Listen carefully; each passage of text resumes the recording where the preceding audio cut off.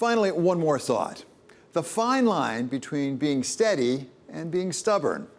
We've all admired those leaders through the years who have stuck to their guns when times got tough. British leaders like Winston Churchill in the darkest days of World War II. We shall fight in the hills. We shall never surrender. And Churchill's successor, Margaret Thatcher, who was known for sticking to her guns no matter what. He wanted the Council of Ministers to be the Senate. No, no, no.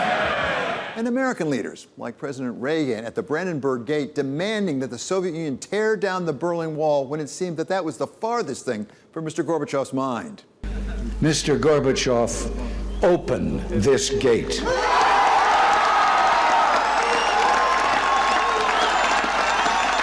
Mr. Gorbachev, tear down this wall. But those were the times when the steadfast were ultimately proven right by history. What happens when bold proclamations don't hold up quite as well, such as George Herbert Walker Bush's insistence he would never, ever raise taxes? And they'll push again, and I'll say to them, read my lips.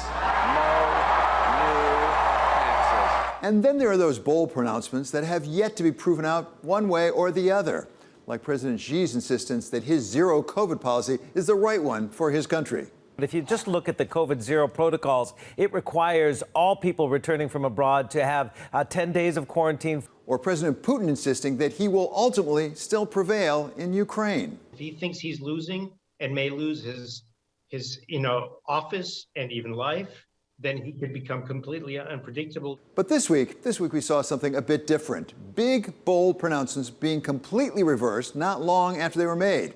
A big one was, of course, Elon Musk's change of mind again on whether he'd pony up $44 billion for Twitter. We're now hearing that Elon Musk and Twitter, of course, that resolution really said to be sticking on the contingency of getting that debt financing. And that is going to be the key clause that we're focused on going forward. But at least Mr. Musk took a few months for his change of heart. Over in Great Britain, we saw a new government lay out a new budget that included big tax cuts, starting with the top tax bracket. We love the tax cutting, but not at this time. This is just absolutely the wrong time to do this. Bringing immediate and violent reaction in the markets.